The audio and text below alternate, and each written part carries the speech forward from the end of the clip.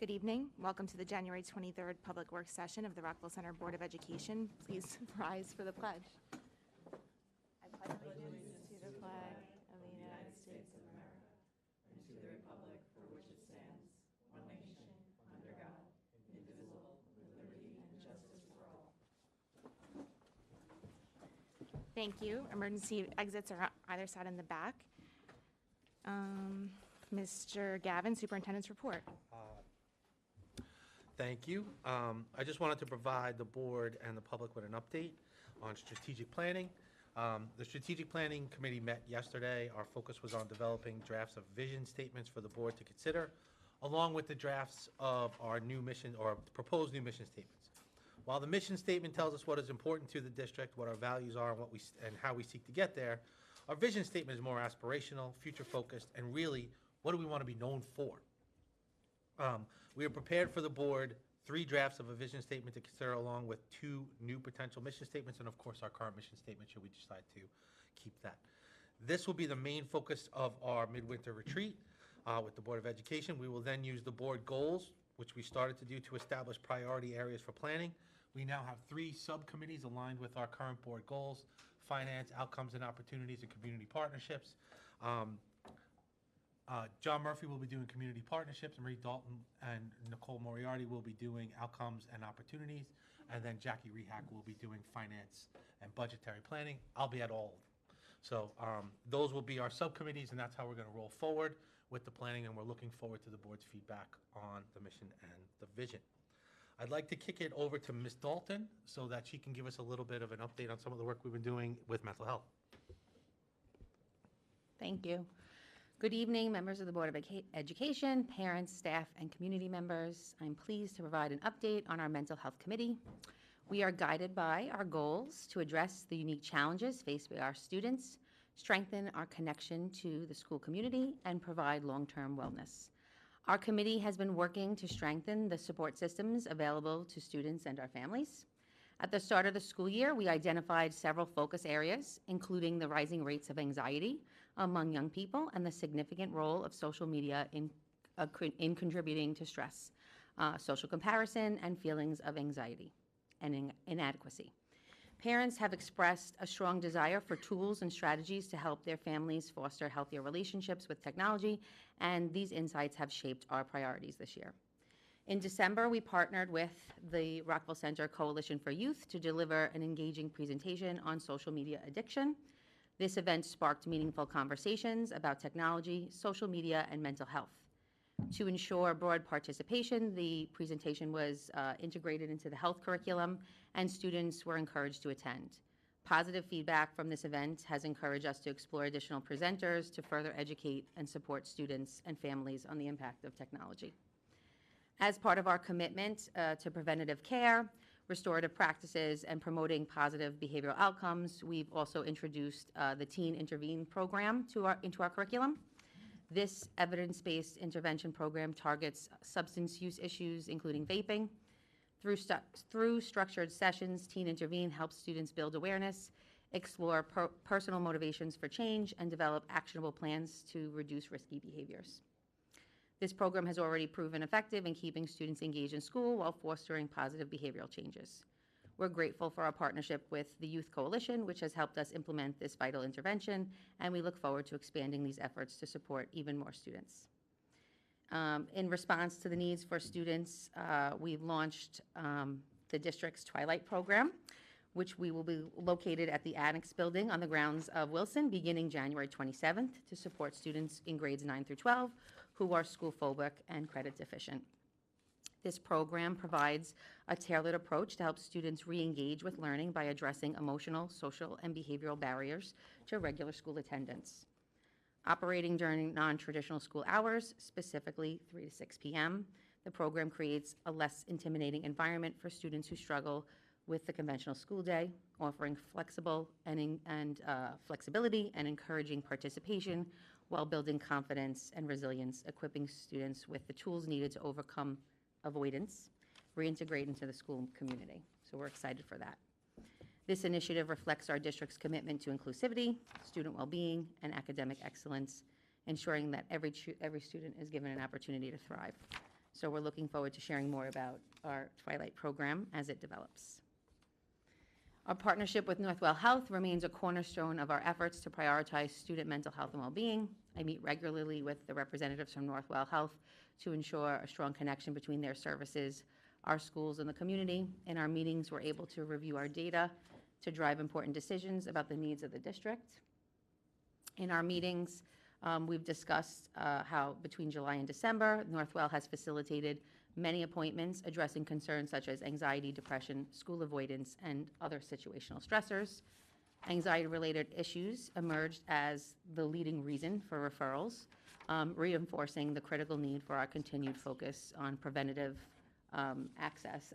care and continued access to mental health care. Our data highlights the partnership's positive impact, with 78% of the students referred for long-term care through Northwell appointments, and how their attendance and attending these appointments has helped. This demonstrates the effectiveness of this collaboration in connecting students to care. We've partnered with Northwell to share monthly newsletters via Parent Square and update mental health resources on the district website, and developed data-informed programming through our partnership. These efforts have helped ensure that our families and staff have the access to timely information and tools to help reinforce this partnership. Looking ahead, we plan to expand the collaboration by hosting additional training sessions for the district staff, organizing community information nights, and commemorating 5 years of our partnership with an anniversary summer board presentation to review all of our data. This milestone will provide an opportunity to reflect on the progress of the impact of our collaboration and guide plans for future growth and goals. Another exciting initiative is our upcoming wellness walk, scheduled for May 3rd. Early planning with our committee has begun, with a focus on engaging students across grades K-12, encouraging a greater community participation. Finally, we continue to explore ways to enhance community engagement with our Sources of Strength curriculum by improving access to resources on our district's website and strengthening the homeschool connection.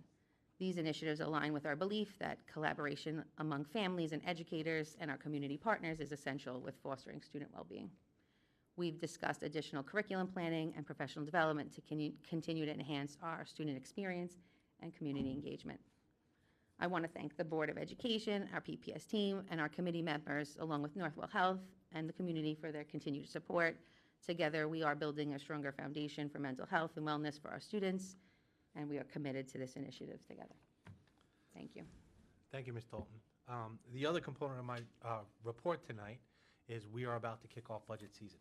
So one of the first things that we do typically each year is review how we calculate the tax cap. So I've asked Ms. Rehak to prepare a presentation this evening so that she can lead us through how that tax cap calculation happens, and then, of course, if there are any questions, feel free. Thank you, and good evening. Thank you for letting me present to you on the budget introduction and our tax cap calculation. Tonight, we're going to go over just the budget schedule, how we develop the budget, and move forward through the next few months as well. We're also going to go over the financial health of the district, which looks at fund balance, the budget history in Rockville Center, and the tax cap calculation. So just going back over the schedule, you know, we really start budget development back in October. That's when it first starts. Right when we finish the financial statements from the prior fiscal year, we dive right into budget season. And that starts over a few months where we get input from all the building principals, directors, central administration, where they give us, you know, we start with zero-based budgeting. They give us their wish list. We roll forward payroll and contractual increases that we know of, and that's how we start to build it.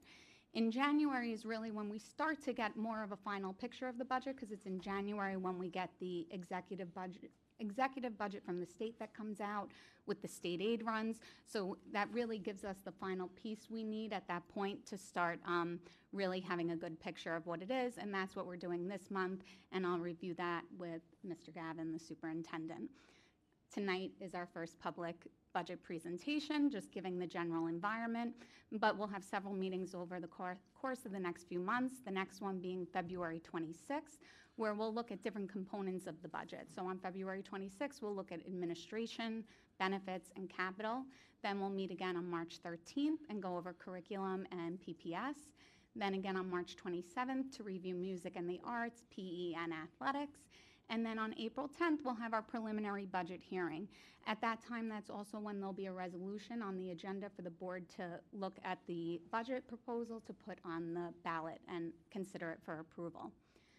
By May 8th, we have our formal budget hearing in accordance with regulation, and then the annual budget vote is Tuesday, May 20th. So just to look at a little bit of the financial health of the district. So this is really looking at fund balance, and you'll see fund balance is broken up into 3 parts. So you have the first part, that yellow bar is really our applied or appropriated fund balance. Then the green section of those bars is our undesignated, unappropriate, unassigned fund balance. And then the blue part of the bar is really our reserved fund balance. Our reserved fund balance is reserves that have been established, and those funds really can only be used for those intended purposes. So that could be ERS, TRS, and things of that nature. Unemployment, the district has a few reserves that go in there. So just to point out, you can see where we were from 21-22 to 22-23, you'll see that we went up. And mostly we went up in that yellow bar, which is that applied appropriated fund balance. And then you'll see from 22-23 that it went back down. And that was really purposeful. The district at that time decided to do the middle school field and the middle school roof. And they decided to use appropriated fund balance for that. So in planning for that, you see the increase in appropriated fund balance from 22-23 to plan for those projects. And then you see it go back down in 23-24 as those projects were expended. But what you can also look at in 23-24, which is our last fiscal year that we just ended, the green bar got slightly bigger, and so did the blue bar. So what that tells us is we were able to put a little bit more funds into our unappropriated, unapplied fund balance, and a little bit more into our reserves. So we finished the year off in a good place. Our unappropriated fund balance is within the 4% limit, and it's at 3.5% as of June 30th, and our reserves have been pretty steady as well. Looking at 24-25, as you know, I just started here in January. My predecessor, Mr. Bartels, did do a fund balance projection in December, and that's where these numbers come for 24-25, and he's projecting it to be pretty steady through the end of this year. Fund balance is something, starting in December, we really start doing monthly, so I've already started doing my own fund balance projection for January, and we'll continue doing that each month. So, because it can change from month to month as we move further in the year, and if there are any changes, I'll apprise the board of those changes. Thank you very much. Oh, Oh, sorry. I also wanted to go over the budget history. So just a comparison of budget and tax levy and increases over the last 10 years. And one of the things you can see from here is really the budget being the red line and tax levy being the blue line, that they're pretty consistent. When one goes down, the other goes down. When one goes up, the other goes up. When you'll see a change, usually there's some kind of anomaly in there, and you'll see that in 22-23 to 23-24, where the budget increased and tax levy stayed pretty steady. And that has to do, again, with the south side, with the middle school field and roof, because it was appropriated fund balance that was used for it rather than tax levy. So the budget to budget went up, but the tax levy stayed pretty steady. But now as those projects come out, you see the budget increase drop back down because you don't have that major project in there, and tax levy will stay somewhat the same. And now going into 25-26, it'll start to level out like it did for the first several years. If we have any anomalies like that again, you'll see similar swings. So now just to go into the tax cap, there's a couple of things I always like to point out with the tax cap. First being, obviously, inflation is a huge driver in how we can, how the tax cap calculation is done. As people know, it's limited to 2%. They always hear 2%. So the growth factor applied in the calculation, which we'll go over the calculation, is limited to the lesser of inflation, or 2%. So if you look back at the past 5 years, you'll see if you go back to 2021, inflation at 1.31%, and the allowable levy growth factor is also at 1.31% because it's the lesser of. But then as inflation starts to jump up in later years, 4.23%, 8.06, 4.37, and 2.99, which is where we are now, you'll see that allowable levy growth factor stays at that 2%. So that's what we're allowed to apply to the calculation. Now, of course, we're still, affected by inflation. Our expenses are still going up, and that's something we have to work with as an administration, a district, and a board on how to handle the increase in cost while still maintaining that 2% growth factor in our cap calculation. So this was just another slide I had from the State Comptroller's Office, which shows the history since the tax cap calculation came into play. And you'll see in most years, inflation and the tax cap are pretty similar. A couple years, inflation was slightly over 2%, and you'll see that little difference. But you can see in the last few years when inflation really jumped that tax cap growth factor stayed at that 2%. So now this is our current tax cap calculation for 25-26. You start your tax cap calculation with the prior year levy. So we have to start with 24-25, but we have to make adjustments to that. You start with a tax-based growth factor, which is given to us from the state. It's been pretty level from year to year at 1.006, so it's a slight growth into 25-26 that you apply to first. And then you have to add back and subtract your prior year exemptions. So your prior year pilots have to get added back, and then you subtract your prior year exemptions. I'll go into them in a little bit. But then you have your adjusted prior year levy, and you multiply that by the growth factor. So the growth factor, again, being limited to the lesser of inflation or 2%, that is multiplied by the 2%.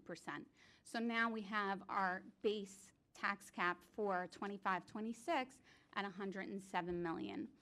So now we have to come up with our current year exemptions. So you have to subtract out your projected pilot payments. So pilot payments are payments in lieu of taxes. So you have to subtract them out because they're payments that from taxpayers that aren't currently on the tax rolls that are going to make other payments instead of real property taxes. But the state views that as additional revenue and revenue that should not fall on the taxpayers. So you have to back that out.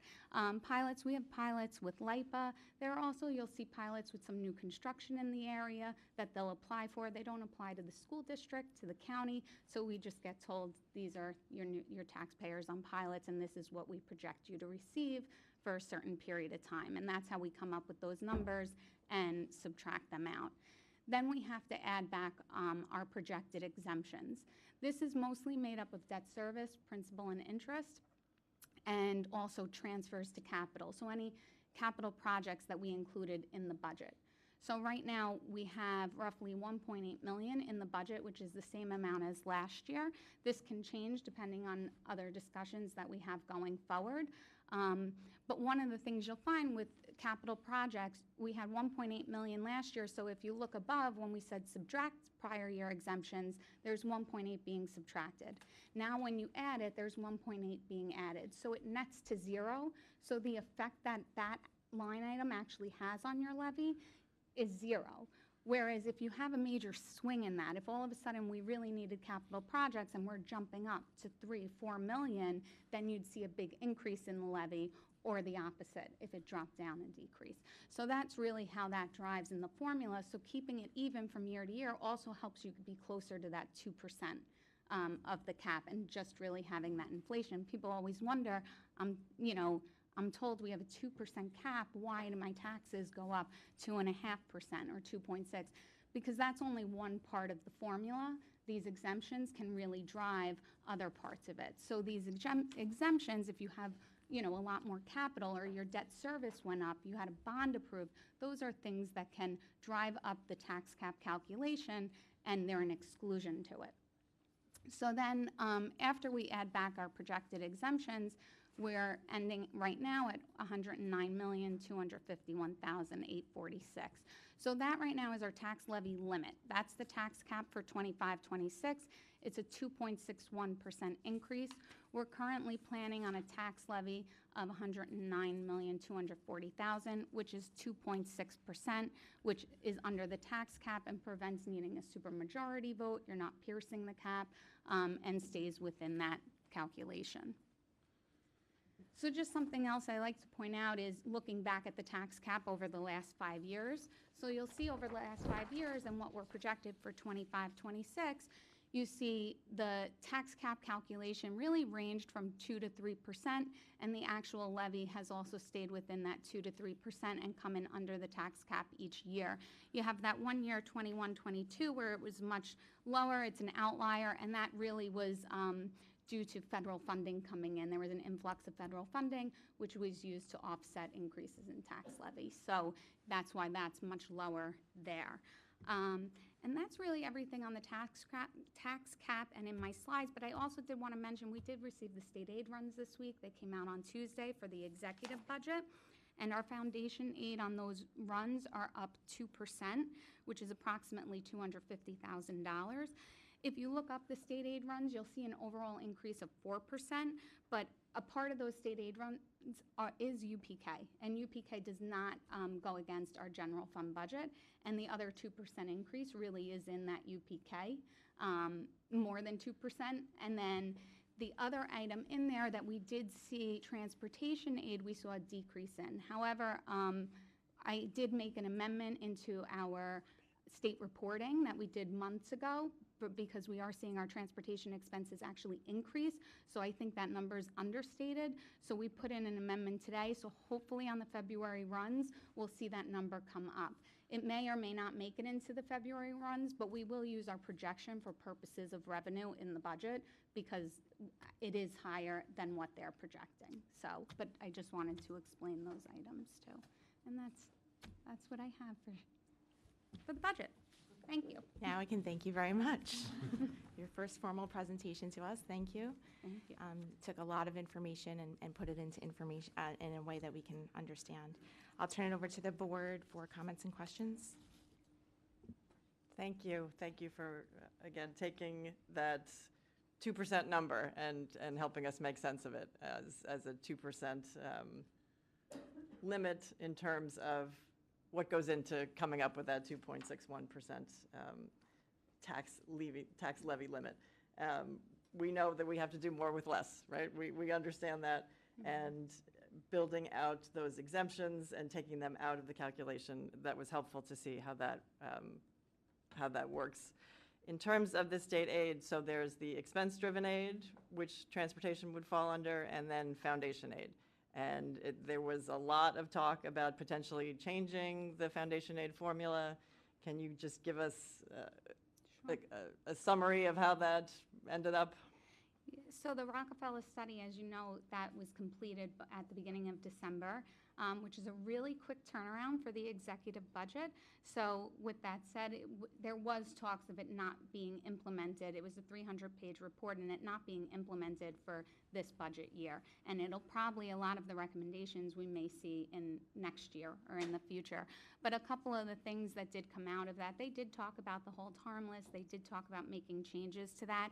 But also one of the big focuses of that report was really phasing in those changes because state aid is supposed to be predictable for school districts so that they can budget.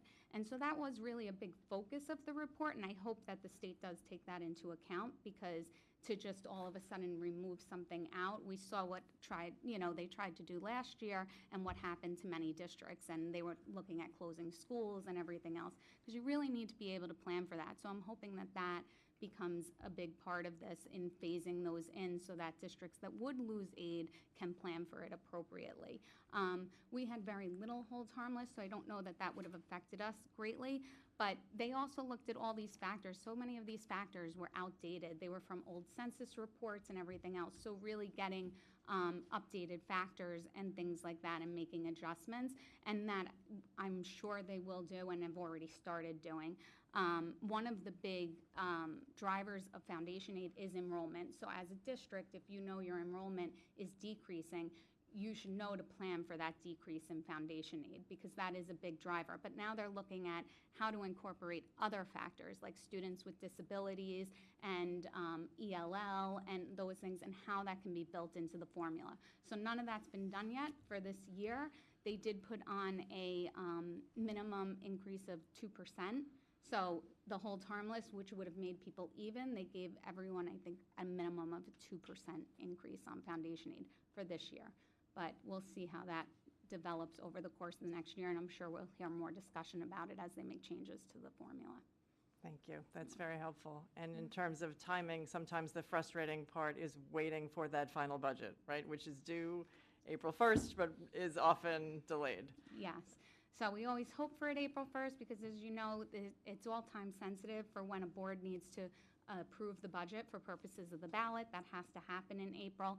And some years we get it in time. We're supposed to have it April 1st, but for the past several years it hasn't come till later in April. So if we get it April 1st, we'll be ready to make adjustments if need be. If it comes after, we usually talk about ways, if it comes in more or comes in less, what our plan will be, but the budget will already be approved and adopted and on the ballot. So it would be not formally in that budget number. And hopefully, this is a year with no major surprises and no, certainly to your point, we're in a better position than we were a year ago where numbers were wildly fluctuating. And we feel like from all we can tell at this point, it seems to me that we are on a path of as expected. Yes. Okay, thank you. Thank you.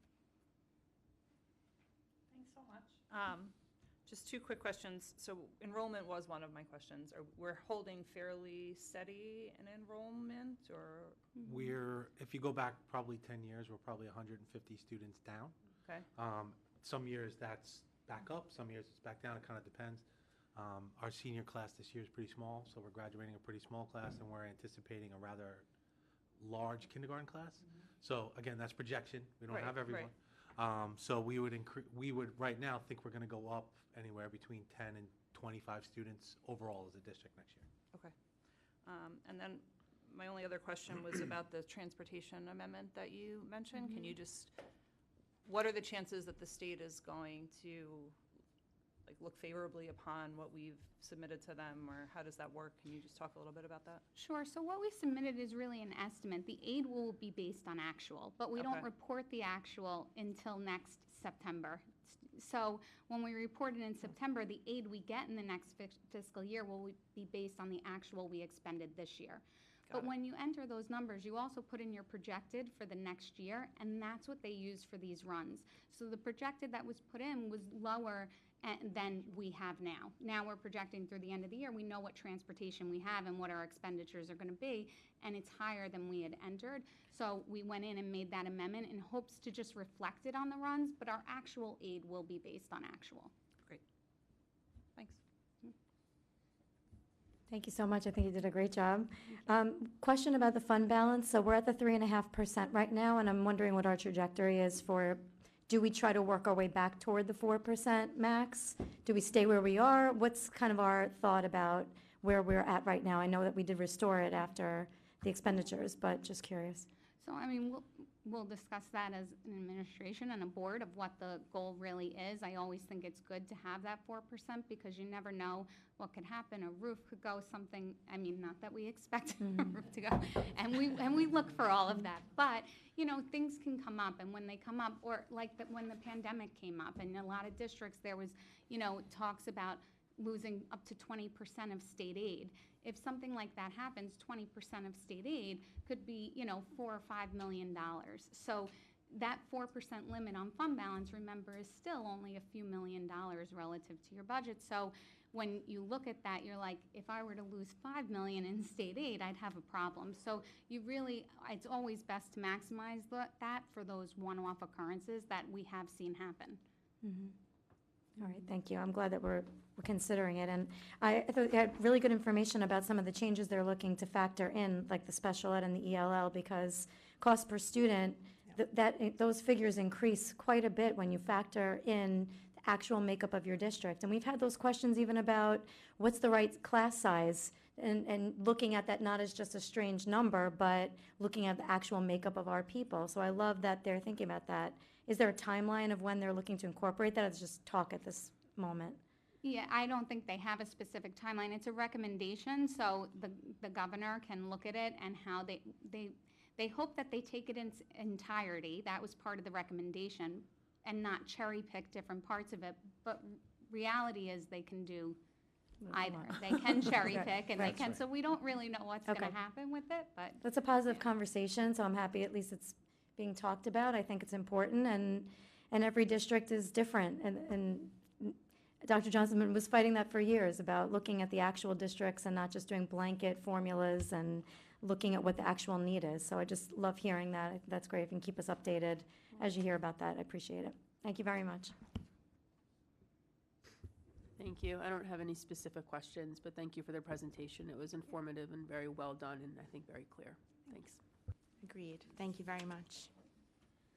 Mr. Gavin, we have a second presentation this evening. We do. We are not quite done yet. I'd like to have Dr. Moriarty go up to the podium along with her team to give us an update on the math and ELA curriculum review. Remember, the first year we were here, we did an ELA full in-depth curriculum review. This is year 3 for the ELA review on a 5-year cycle. This is year 2 for math. Last year was the in-depth look at math. And this year is social studies, but for tonight, we just wanted to give an update on the board about where we are with the work in terms of professional development, in terms of curriculum review, and in terms of teaching and learning. Thank you. Dr. Ram. Thank you, Mr. Gavin. Thank you to the Board of Education for inviting us once again to share our work from curriculum instruction and the work that we've been doing across the district with all of our teachers and our administrators that have a direct impact on the experience our students get to have on a daily basis. So just to remind the community, one of the board goals over the last couple of years has been to engage in a review of curriculum. And right now, I just want to remind everybody through an overview that it is a 5-year cycle to ensure that our programs are dynamic, effective, and aligned to student needs. Currently, we're in year 2 of math, and we are in year 3 of ELA. So what is this 5-year process, and what does it look like? So in year 1, we dive deeply into current practices, we identify our goals, and we create an action plan with our teachers and with our administrators. In years 2 through 4, which is what we're in right now, we engage in the work that would be our action plan. We assess our progress, and we refine our recommendations with the eye for year 5 on reflecting, finalizing our recommendations, and preparing for a continuous improvement. Now, with the support of the board and with Mr. Gavin, we felt that to nurture this growth for our staff and our administration, it was important for us to redesign the curriculum instruction office and hire 2 new directors who are with me today. Is Ms. Nisler, who is our Director of Humanities, and Mr. Gaiacardi, who is our Director of Mathematics, Science, and Technology. They have been hired and worked tirelessly to support all of the work that has been established in the district, the work that was done prior to them taking on these roles. They continue the conversation with all of our faculty and our administration between all of our formalized professional learning opportunities that you'll have a chance to see in a moment. They also engage in coaching, mentoring, teaching, and leading discussions or dialogue around curriculum instruction with all of our staff members on a daily basis. They literally are in schools every single day, in classrooms, and really a part of the teaching and learning that goes on here at Rockville Center. Why does a curriculum review matter? Well, curriculum instruction are ongoing and evolving. It's a dynamic process. It should never be stagnant. We have a commitment to adapt, improve, and provide the most meaningful educational experiences for all of our learners. Essentially, we want to ensure that we're aligning what we teach so we can turn the conversation over to how we are teaching it, always keeping an eye on delivering meaningful instructional opportunities for our learners and ensuring equitable outcomes for them as well. So tonight's focus, we're going to share with you our work in ELA and math, specifically our overview of the curriculum review process and updates that have occurred in both of these areas. We will highlight the progress that has been made, specifically our key achievements and our instructional practices refinement. And most importantly, we'll share the impact on teaching and learning. I want to be clear that our students are our priority and our teachers are our greatest asset. So investment in both equals enhanced learning experiences for all of our learners with an inspired staff that are eager to come to school every day to make sure that our students are getting the best possible education. So without further ado, I'd like to turn it over to Liz, who will now talk to us about ELA.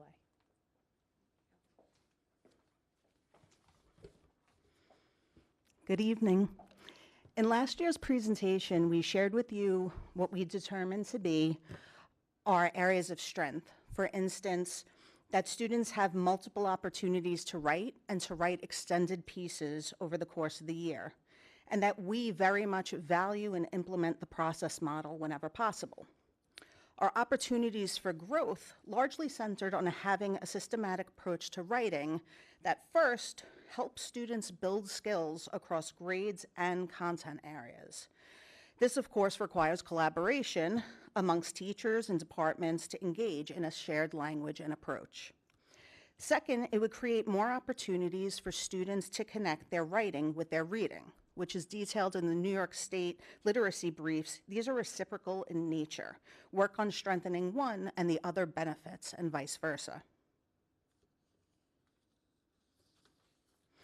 When the current administration came in, the first order of business was really aligning the elementary schools. So Dr. Moriarty and veteran staff members like Tracy Broderick analyzed the situation, and they engaged in significant research, which included reaching out to the Dyslexia Association, the Brain Education and Mind, or BEAM Lab, as well as aligning our work to the recommendations of the Reading League, proponents of the science of reading. Their efforts led to formalizing the use of programs like Hegarty and foundations across buildings, as well as a massive undertaking of building integrated units of study in grades 3 through 5. On a personal note, coming into this position and seeing how much has been accomplished in so few years, it's kind of mind-boggling.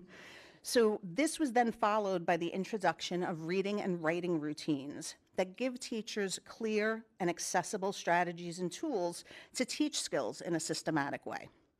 At the same time, though, these tools have a built-in flexibility that allows teachers to meet the individualized needs of students. Our main focus, as you'll see from the next few slides, is on building capacity by training more staff, supporting those who have been trained in their implementation, and on how to integrate these routines effectively, as well as capitalizing on the talents of our early adopters to share what they know with others. This first chart illustrates the different routines and approaches that our teachers and administrators have been training in. Keys to Beginning Literacy is tailored to kindergarten through second grade teachers, while Keys to Comprehension is for grade 3 teachers and beyond. You can see that a significant number of teachers and administrators have completed or are in the process of completing this training.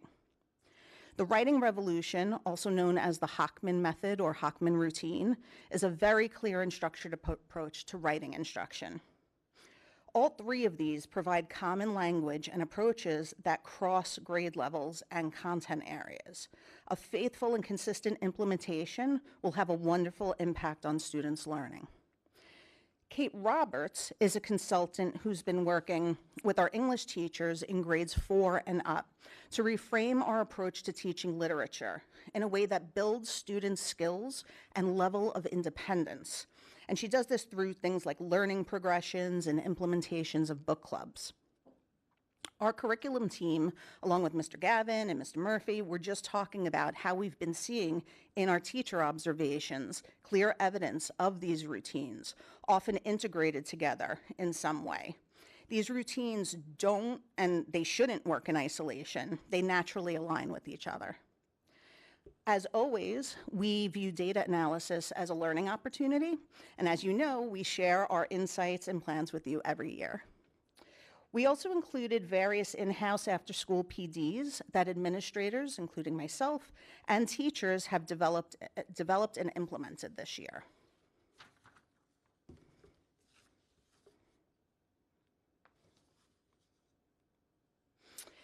In these next few slides, you'll see to the left are some of the routines implemented previously and that we're continuing to refine. To the right, you'll see new or larger scale action steps that we're focusing on this year. For example, this year, the 4th and 5th grade teachers are actively implementing their knowledge of progressions and book clubs from their work with Kate Roberts and Dr. Moriarty. Earlier this month, Kate met with the 4th grade teachers and modeled the use of small group conferencing in 2 classrooms to illustrate how to offer a strategy to students to move them up a progression. The teachers were amazed at her efficiency, at how much she was able to accomplish in 30 or so minutes, and yet she was still so warm and funny with the students. So it was really an eye-opening and very positive experience for the teachers. Then also on Superintendent's Conference Day in November, our very own Michelle DiMartino, Tracy Broderick, and Susan DeRosa, those early adopters I mentioned previously, shared their know-how on how to embed writing routines across the content areas. They worked with grades 3 through 5 teachers for half the day during Superintendent's Conference Day. At the middle school, there are multiple irons in the fire. So Ms. McGinn and I have been working with the English teachers on focused data analysis, particularly of last year's state exams. To facilitate the process, I created a shared repository of questions and prompts that were problematic for a number of students. I color-coded them by standard to make a helpful visual analysis and pulled constructed response for teacher analysis. The team readily identified action steps to implement. For instance, more often simulating computer-based testing to increase students' familiarity with that approach, and explicitly addressing differences between 2-credit and 4-credit responses, where we know students left points on the table last year. Regarding Kate Roberts, teachers and I were pleased to spend time with her in October, November, and January. We plan to have her back in the spring to, again, visit a class and model, since the elementary teachers found that to be such a helpful experience. Shifting to the writing revolution, not as many teachers at the middle school have been trained, so of course that's a goal. And toward that end, Dr. Moriarty and I will be holding an after-school PD for teachers who are interested, in the hopes that they will also perhaps engage in the online training as well. Those who were trained created a unit in the Strategies for Life class. Ultimately, they realized that it works better or best when paired with content, so they're planning to revisit it with an upcoming research project. And speaking of research, this year we ran a new inquiry class. And in addition to focusing on how to ask good questions and how to engage in research, the teachers were enthusiastic adopters of AI, but particularly in exploring how to use AI ethically in the writing process. So Mr. Duggan and Mr. Flynn, as many of you know, could talk enthusiastically for hours about their experiences and the positive impact it's had on students' writing.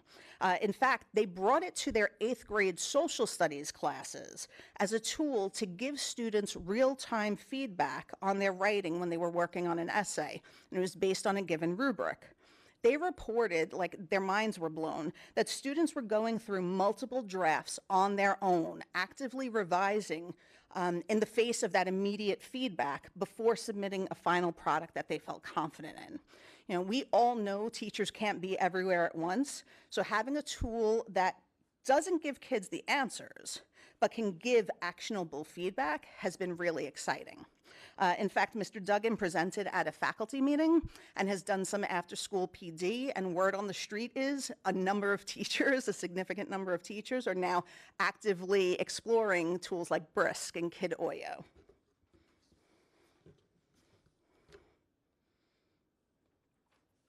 At the high school, we continue training of interested teachers in the writing revolution, and toward that end, what's kind of stood out and is particularly fabulous is Dr. Walsh, the principal at the high school, was trained in the writing revolution.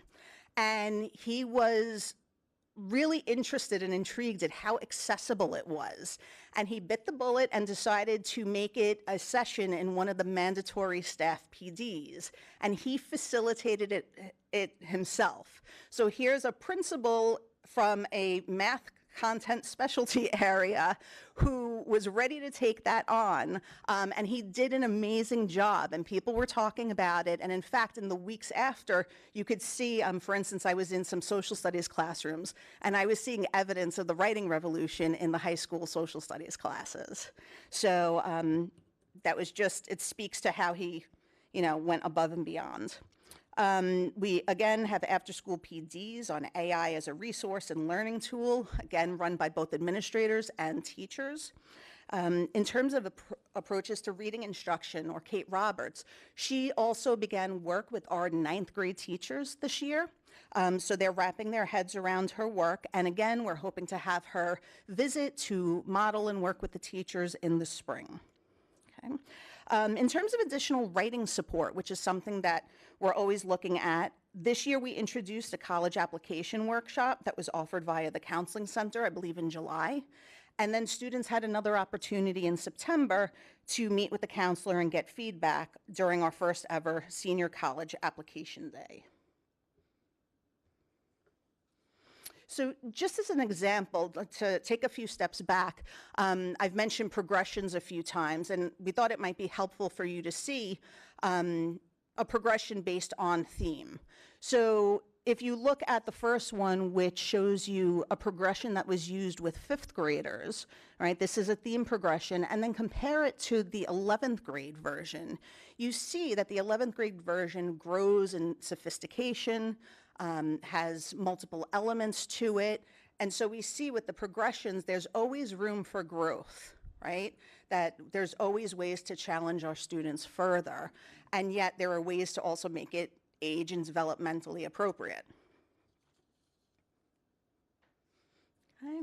So we were hearing some positive feedback anecdotally, and Dr. Moriarty asked me to reach out to the teachers just to get some feedback on, to get a more holistic view. And the response has been very positive. You can see teachers remarking that they have a high level of excitement and interest, that they're seeing more conversation, they're seeing more student independence with the Kate Roberts training, and they themselves are feeling more confident with writing instruction. Those who feel less confident, I imagine with time it'll grow. We have some quotations that'll be posted on the website that you could look at, but for the interests of time regarding the training, we're just going to move on. Okay. And then to close out for the English review and update, in terms of curriculum, just as grades 3 through 5 engaged in creating integrated units of study, so too will kindergarten through 2nd grade be working on that. We will continue to review writing across the curriculum. In fact, in our next social studies review committee meeting, one of the things we'll be looking at is writing as an area for analysis, which links into collaboration. We're also exploring opportunities for additional writing support at the high school, potential options for drop-in support. In terms of collaboration, as I mentioned, the social studies review, and I'm working actively between the English teachers and the social studies teachers to help facilitate that conversation about common language, common approaches moving forward. I'd like to continue the celebration and sharing of success stories like Mr. Duggan's and Mr. Flynn's, and we've been encouraging intervisitations because I think teachers just love to learn from other teachers and see other people in action. So we're hoping to bring more teachers together. For instance, the middle school facilitator and the high school facilitator went to visit a 5th grade class where they were focusing on geography and social studies topics related to the long walk to water. And it was just a great experience for everyone involved. So I'd like to continue those. And of course, we're going to look at, to continue training with our various teachers and again, build that capacity that we were talking about earlier. Thank you. Mr. Riccardi. Thank you, Ms. Nisler. Good evening, everybody. Thank you for allowing me to present to you tonight. Let's move on along. Okay. So this slide highlights the Math Insight from last year. Rather than read these out to you, I will discuss these in greater detail as we move forward through the presentation. I'd like to take a look at our math learning opportunities. So we've aligned our grades 6, 7, and 8 math curriculums to the next generation standards back in 22-23 school year. Fortunately for me, I was part of that process as being the consultant for Nassau BOCES, and I was working with the middle school teachers. It was a great opportunity for me to develop those relationships and that rapport with the students and be a part of that process. So moving forward from there, the following year, I had the opportunity to, in that same role, to work with the geometry teachers to align the geometry team with the curriculum for the Next Gen standards as well. And I will collaborate with the Algebra 2 team in February to complete their alignment with the Next Gen standards that are coming for next year. Where did I go? I shouldn't have skipped that, I'm sorry. Building Thinking Classrooms with Brendan Scribner. So this year, we introduced training with Brendan Scribner for our middle school teachers. This workshop is designed to equip educators with practical tools and methodologies to create vibrant, thinking-centered mathematics classrooms. Brendan's approach aligns with the principles outlined in Dr. Peter, I'm going to struggle with this name, Lil Jadal, I believe is how it's pronounced, it's a tough one, work on building thinking classrooms.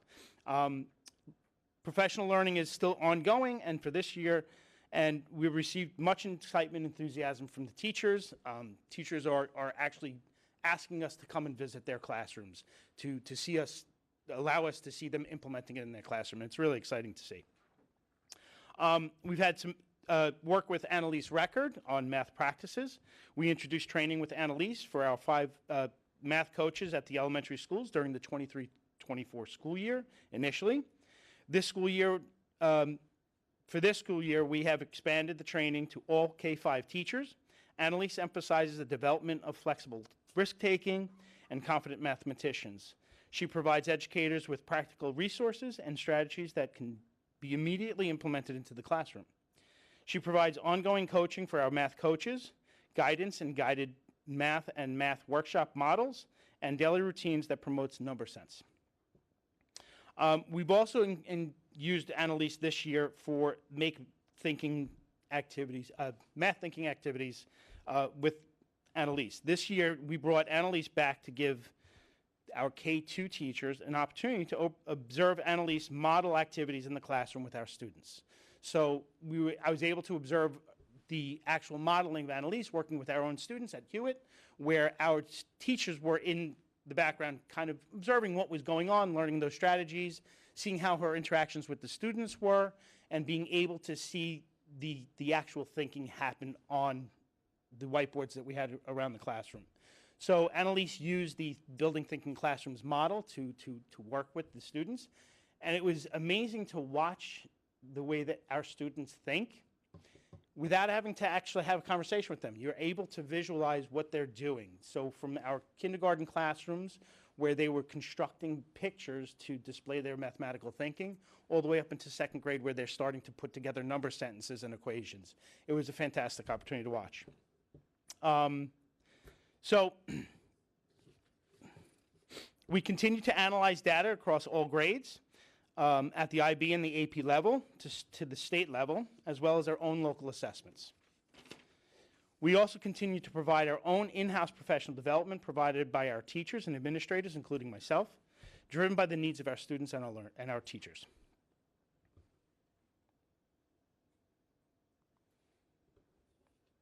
So at the elementary school, we are continuing to schedule math blocks, benchmark our students with AimsWeb, and support our Tier 2 and 3 students by creating goals and progress monitoring.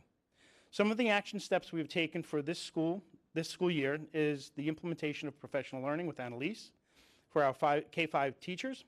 Our K-2 teachers had the opportunity to watch Annalise in action with our students and learn strategies on how to engage students in math thinking activities using Building Thinking Classrooms. This opens up an opportunity for me and math coaches to intervene and help guide teachers with implementing these strategies into the classroom, allowing for collaboration and growth, improving instruction for our students. We have introduced ST Math, which is an online enrichment for number sense to help challenge students through visual representation. At the middle school, we are continuing to reflect and refine our curriculum and collect unit assessment data to strive to get 80% of our students to earn 80% on these assessments. Some of the action steps being taken to focus on data analysis by creating a bank of questions aligned to the standards to help identify growth opportunities for our students by standards. Our 8th grade math teachers have engaged in a collegial circle book review on Dr. Peter Lillajal, building thinking classrooms. Our 6 to 8 math teachers worked with Brendan Scribner on implementing building thinking classrooms. Brendan is scheduled to come back this March to visit classrooms and model for our teachers. This will allow our teachers to observe and reflect on the balance between explicit instruction and student exploration and collaboration. We're also reviewing our assessments in order to reflect on their effectiveness. Teachers are assuring that they are in alignment with the state standards and assessments and adjusting them where necessary. At the high school, we are continuing to reflect and refine our Regents level math curriculum. Last year was the first administration of the Algebra 1 Regents aligned to the next generation standards.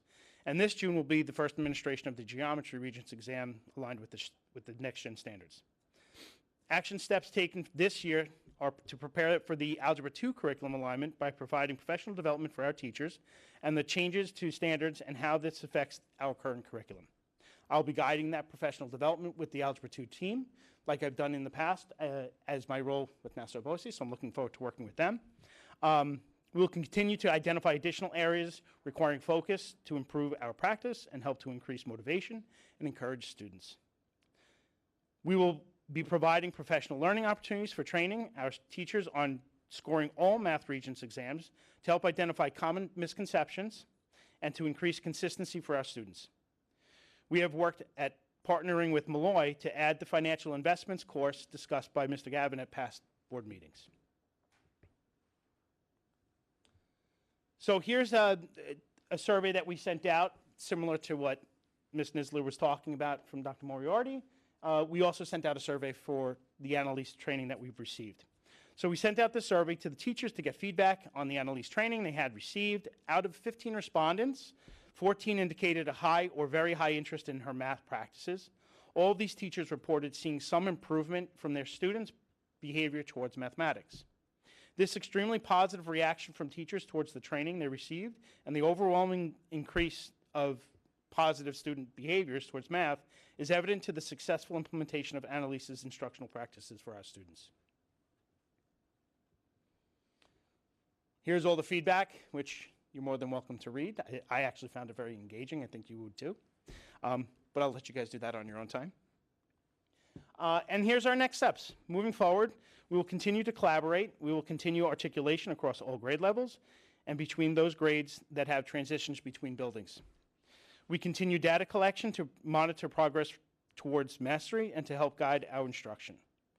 The plan is to continue this work next year with Annalise Record and Brendan Scribner. We would like grades 3 through 5 to have an opportunity to observe Annalise in their classrooms and learn from her modeling. We would also like Brendan Scribner back. We would like to have Brendan Scribner back to do more modeling in the classroom and classroom observations to help coach teachers. Additionally, I will be meeting with teachers to discuss and implement these instructional strategies for our IB and AP courses to determine are these instructional practices best suited for our higher level courses. I thank you very much and turn it over to Dr. Moriarty. Thank you. So tonight we heard a lot about professional development and connecting our professional development to our work in curriculum. So it's important for us to keep in mind that our teachers are at the heart of implementing dynamic, evolving curricula.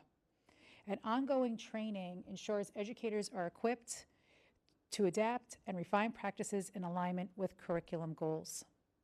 And it fosters a shared understanding of the curriculum's vision and priorities across all grade levels so that we're speaking with a common language and we're able to deliver an equitable learning experience pre-K through 12. It connects to our process because in years 2 and 4, teachers are practicing the refinement of their instruction. They're integrating and piloting new strategies, and they're evaluating the impact of the curriculum as well as their instruction and the resources on the instructional impact of their learners. We have a commitment, and our commitment is to investing in our teachers to build their capacity to provide meaningful, equitable, and impactful learning experiences for all of our learners.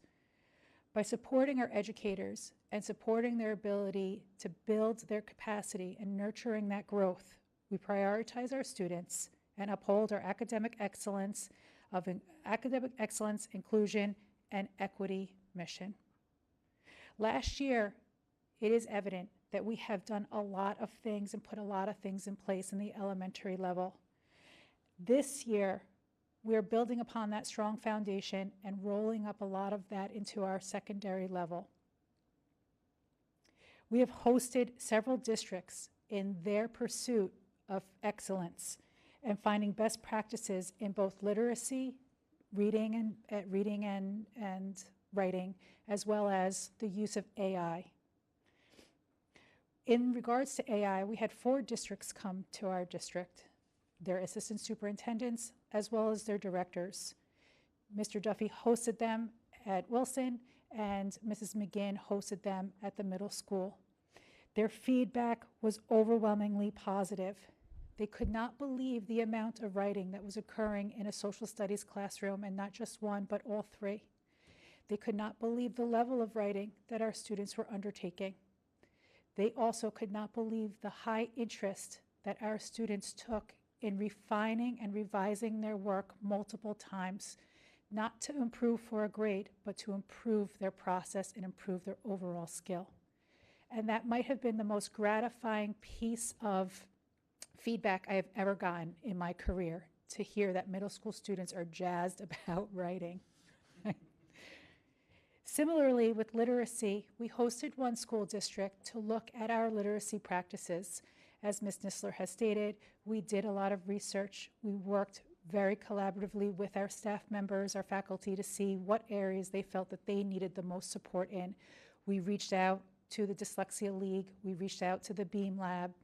We hosted workshops, and we even hosted a workshop that we had multiple districts come to over at Malloy, my first year here. When they gave us feedback, it was gratifying in the sense that they said that we have a comprehensive and robust literacy program, and that we should be proud of the work that we have engaged in. They walked away with many resources so they can too try to do what we have done here.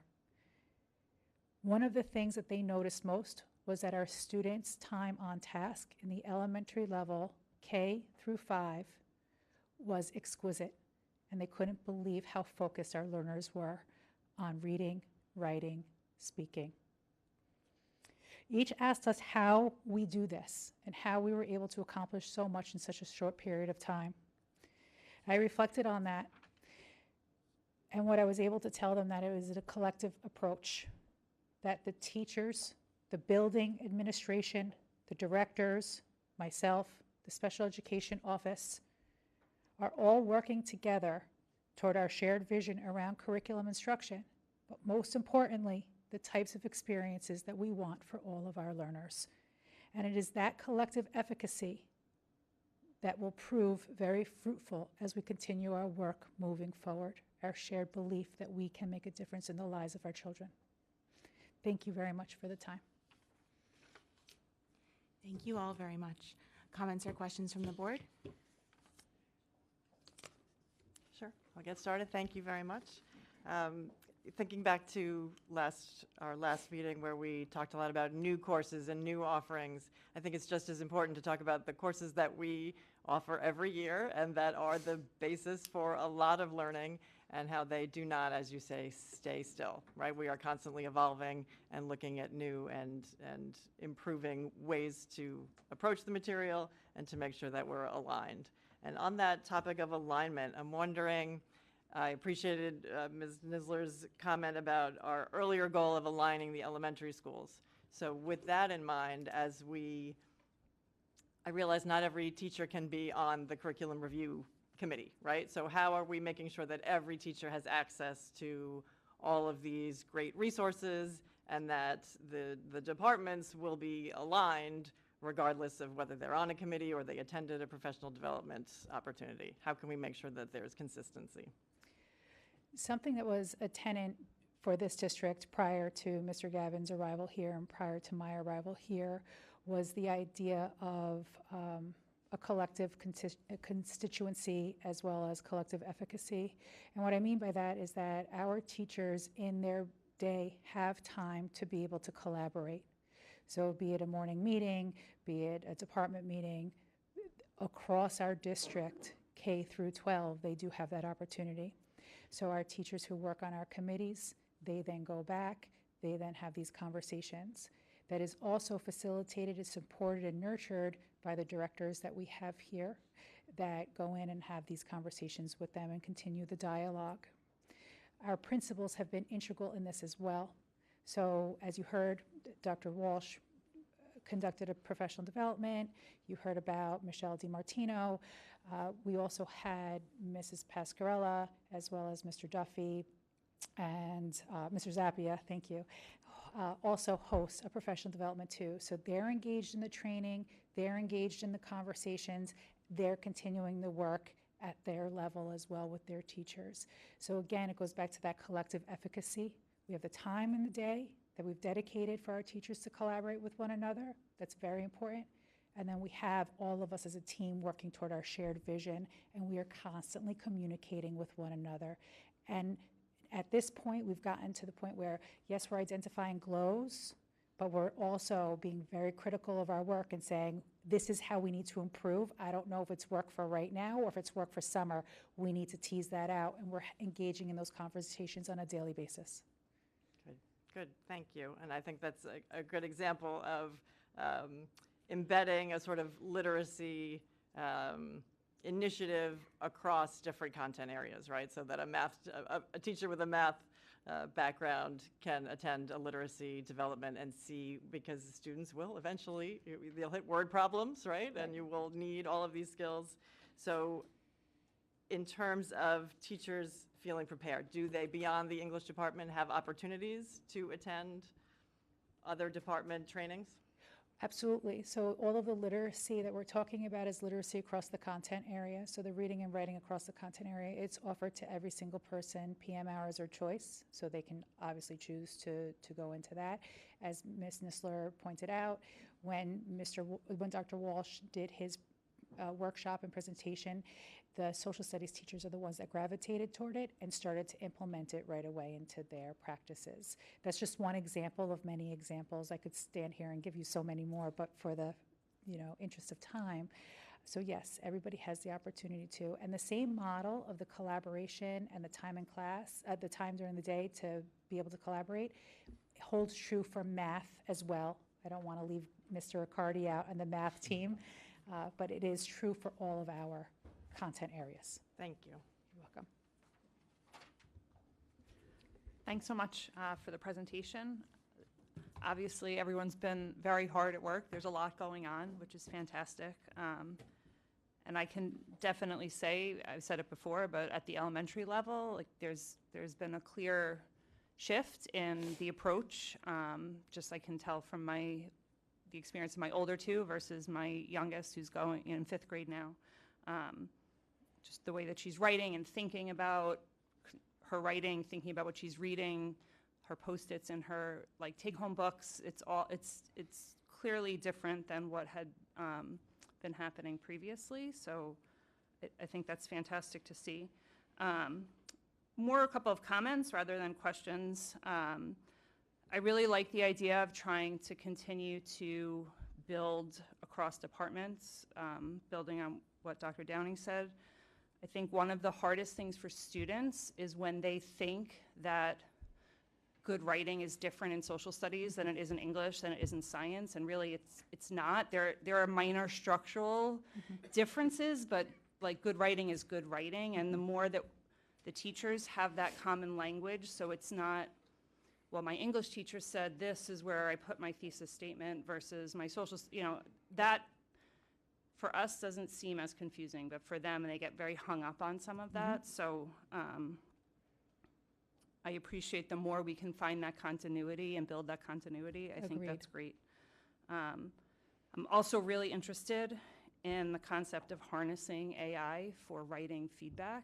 I think one of the hardest jobs of a teacher is to provide timely and detailed feedback for 120 students. If you're an English teacher or a social studies teacher, to be able to do that is virtually impossible. So I mean, that would be fantastic if we could figure out a way to change things for our kids that way. I also love the idea of progressions, because every kid is kind of at a certain step, and they have a next step, and it's a good way to differentiate. So that's on the ELA side. On the math side, I do have one question. Can you give like a concrete example of what building thinking classrooms means? We've heard it a bunch. I'm not 100% clear. I think parents might not be 100% clear either. Okay, so I'm going to start, and then I'm going to turn it over to Mr. Riccardi. Okay. It's fascinating. It is an approach, one of many approaches, and it can actually be used across the content area, and that's really part of the beauty in it, is because everything that we're building is how can it be used across content areas and not siloed, which is exactly what you were talking about with writing. So students are posed a problem. That problem might be visual for the younger kids, and it's thrown up there on the board. And then the students are paired up in maybe 2s or 3s with one marker on the whiteboard. And they sit there and they talk with Stan, they talk and they discuss how they would go about solving the problem, and they go through solving this problem. The teacher is walking around, conferencing with the students, providing them with feedback right there on the spot, asking them questions. Since everything is visible, it's really making their thinking visible. You know, John Hattie's work around that. Since everything is visible around the room, students are able to look to see what their peers are doing, can walk around, talk to their peers, get other ideas, spark interest and motivation. At a certain point, time is called, and what the teacher is also doing as she's walking around is looking to see developmentally where every group is, right? So who's doing modeling with maybe pictures, then who's moving to modeling with manipulatives, then who's drawing actual, on the board, and then who is working with actual numbers, right? Yep. And then she picks specific ones in the developmental order for the kids to go talk around, almost like rounds, like a doctor would do, right? And when they're standing there, the teacher will walk them through a series of questions and really asking the students to figure out what that group did, what they were thinking, and how they approached it. And in those moments then would be explicit instruction.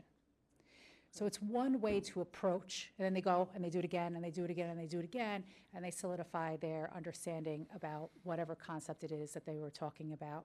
These are great activities because they have, like what we were talking about last year, high ceiling, low floor, multiple entry points. So all students, regardless of level, are able, or mathematical level, are able to participate in a very meaningful way, and the teacher is able to move them along that progression, right? And those progressions in English or in math, what they serve is as a communication tool that is visible so that both the teacher, the student knows exactly where they are, what they're working on, where they need to go, and then how they're going to get there. It's a powerful tool to put the learning in the pocket of the student, or they're in the driver's seat, is another way to put it. They own their learning. Okay. Do you have something to add? Did I do it all? Fantastic. I just really love it. I do, because it's just not who I am. I can't help it. All of that, yes, and I think it's very important for us to understand that building thinking classrooms is not a way of changing the way we teach. It's a tool, as Dr. Moriarty was saying, it's a tool to be able to see what our students know, to assess our students, and get them to collaborate and really work around that student-centered classroom. Explicit instruction still needs to happen. Students still need to learn the skills that they need to learn, and that's part of what we do in our classroom. We need to instruct our students, give them the skills that they need, but now let's see how it's applied. Let's see your thinking, demonstrate your thinking, and building thinking classrooms gives us that opportunity to do that. That's great, thank you. And it's also true, right, that teaching someone else helps you internalize your learning, so there's the added benefit of that as well, that they are sort of learning better by teaching each other, just, or learning additionally maybe is a different way to say it. Two other quick math questions. So am I right that the students who had the first team taught Algebra 1 in 8th grade, are they in Algebra 2 now? They should be, yes. Yeah. Yes, They would be taking Algebra 2 this year. yes. I'm just curious if your Algebra 2 teachers are noticing any difference, that maybe the foundation was stronger or not, but I'm just curious if there's anything sort of long-term that we're noticing coming out of that investment in 8th grade. I think that's a wonderful question, and it's something that when you, Mr. Carty, you're starting to work with the team around that work, that is something that That we would be should definitely definitely, conversation. Right now, we've heard no news about anybody feeling that the students are not equipped Right. and not capable, so that is good news. But now, conversely, we would like to know, has there been added benefit because of this? And I think that's wonderful. We definitely will investigate that. Great. Thank you for bringing that to us. Thank you. And my final question, you talked about student behavior toward math. That's another thing I'm just interested in sort of tracking long-term, if the changes we have been making and are going to continue to make have a noticeable impact on student attitude and feeling that they can do it. I think that is often one of the biggest stumbling blocks, more so in math than in the humanities, that kids get more easily frustrated, and then it just becomes this bear that they can't, overcome. So I'm just curious if we could maybe take a look at that over time as well. Yes, thank you. Thank you very much. Yeah, thank you. Thank you very much. A general question about pilots, program pilots. As you're going through the review process, whatever stage we're at, doesn't matter which year, pilot program could be at any time. What's the process for bringing in a pilot for something new? How many teachers or classes or sections would try something? How does that factor into then your review process and assessing if we're kind of on the right track year over year with what's out and available to us, and if we feel we're utilizing the best methods? How does that process work? Okay, so with all the things that we have been talking about here are more approaches than really programs to build the internal capacity of our staff, to further build the internal capacity of our staff to be able to be responsive to all of our learners at any given time. So I guess an example of a program that we have implemented right now would be, or we did implement, would be Map Accelerator. So last year we implemented Map Accelerator K through 6. And the math team in the elementary school did it with fidelity. They went into all the classrooms, they got the students set up on it.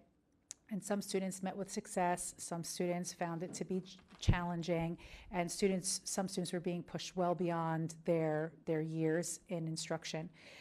At the same time, they were looking at ST Math, and they found that ST Math was more aligned to our actual program for math. And they asked if, after they went through it, and we had feedback from our staff, we had feedback from our students, we had feedback from them, if it would be okay if we then also piloted ST Math. So we piloted ST Math, and at the end of both of those pilots, the decision overwhelmingly from our staff members was that ST Math is a better fit K-5. We didn't make that move up to the middle school. We kept Map Accelerator at the middle school because at the middle school level, Map Accelerator seemed to be more appropriate. And we're still in the process of analyzing its use, the fidelity of use, and how our students are responding to Map Accelerator. So that's pretty much how we would go about it. Okay. Because I think it's important that we, it's almost like painting the Golden Gate Bridge. Like, we're never not doing it. We're always reviewing. So we could call it a 5-year cycle, 2, 3, it doesn't matter. By the time we get around to it, we're coming back around and we're doing it again. So it's like you just want to make sure that the piloting of new ideas and, AI or whatever technology that we don't even know exists yet, Right. as it gets integrated, that we're finding like a way in a room to kind of showcase it and see if it's appropriate for us, so that we're always moving up forward and forging ahead. So was my question about that. And just in terms of a general review, I get a lot of sense in this about a lot of professional development and how we're developing teachers. I think I just would want to expand the way we look at a review in terms of, and maybe it's happening, but just in terms of presentation. Data to me is so important. I know we have data presentations in other board meetings with different schools, the elementary, the middle, and the high, but as it relates to these subjects, I think it's helpful to be able to look at, in a 5-year cycle, the fourth graders that then go up to 5, 6, 7, 8, that's their 5-year cycle. How is this class charting across the board, and being able to look at that as part of, we're in year 2, so this grade went here, and this is what we see improvement in. And across the board, whatever curricular area we're looking at, I think data is something I'd love to see here, because the outcomes matter so much. Like, how are kids doing with what we're reviewing? So that's one. 2, I would say I would want to incorporate budget here and assessing our ROI on, what did that extra teacher in math yield us in results and outcomes? So I want to look at it from a fiscal side. And then on the special ed side, I'd love to have a breakdown of, are our programs and curriculums still equitable access for our special ed students? As we move forward and we try new things and we're reviewing, can we take that lens of looking at this through our different learners, and not just kind of looking at the review as a whole general ed, or we have our ELL learners or we have our special ed learners. I just am interested in breaking it down a little bit. Again, maybe my data hat is on, but just making sure, always ensuring that we have equitable access to the curriculum for all of our students. So those are the 3 areas I feel I would like to see broadened in a review process. And I love quotes from teachers, and I love PD, and I love all of it. I just want to see this added to, not in place of, but because it matters how our teachers feel, but it also really matters how our students are doing. And it matters how we as a board can assess how we move forward, and I think budget does play a role in that, and special ed does play a role in that. So those are just my asks for any review, any subject matter, but that we just make sure that we're kind of looking at everything from every lens. So, but I love a little bit more data would be helpful. agree. Thank you.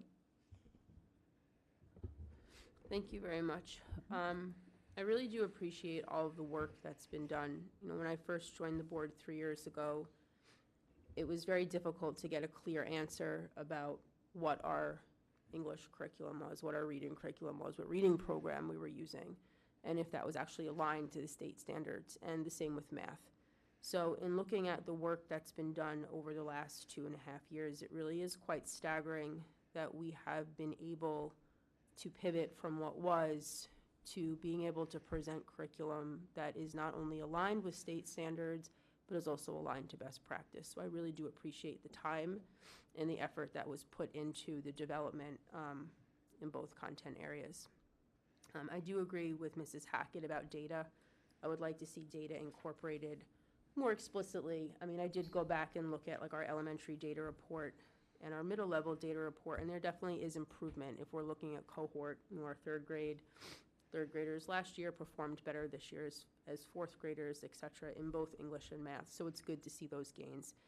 As I said back when we looked at the data originally, I do have concerns about the overall performance. We do have in English, we have under 75% of our kids scoring at proficiency. And that's an area for improvement. Now, again, it's been 2 years. We've made these changes. Things aren't going to change overnight. I'm wholly cognizant of that.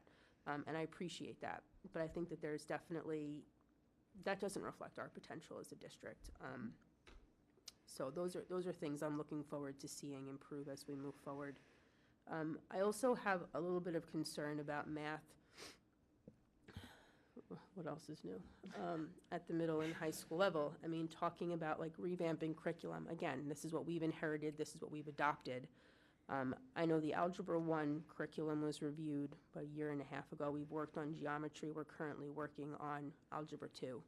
But the fact of the matter is, like, these kids are taking these new regents now, and I just feel like with science, we're behind the ball. And it's the same cohort of children who the teachers revamped Algebra 1, they took the regents, with those teachers having little time to really practice what those changes might look like. And again, I understand it's not a complete overhaul of the entire curriculum, but it's still, when you're teaching and you have new standards to teach to, it would be nice to have some wiggle room and some practice time to really, you know, to ensure that instruction is perfect before we now have to send these children off to take the regents. It's that same group who's doing it with geometry, same group now who will be doing it with Algebra 2.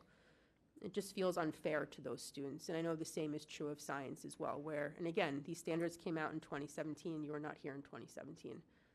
But those are just things that I look at that, I don't know, they're upsetting.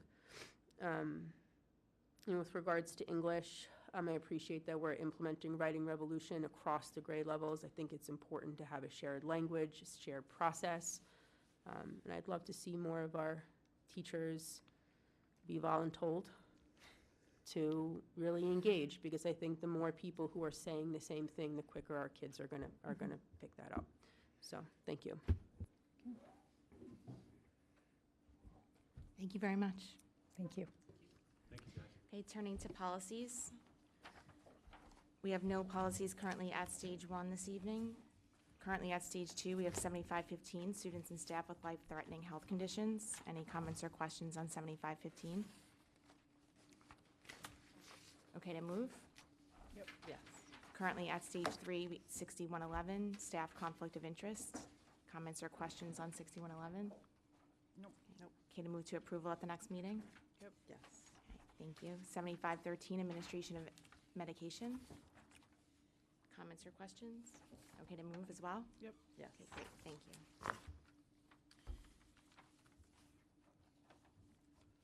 Okay, may I have a motion to approve the consent agenda F2 to I12?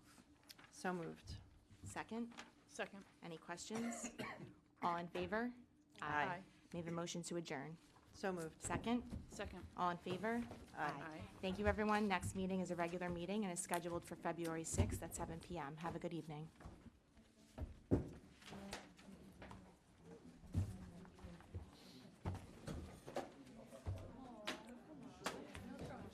My Michael Kors jacket, $60 at Macy's. No, I don't have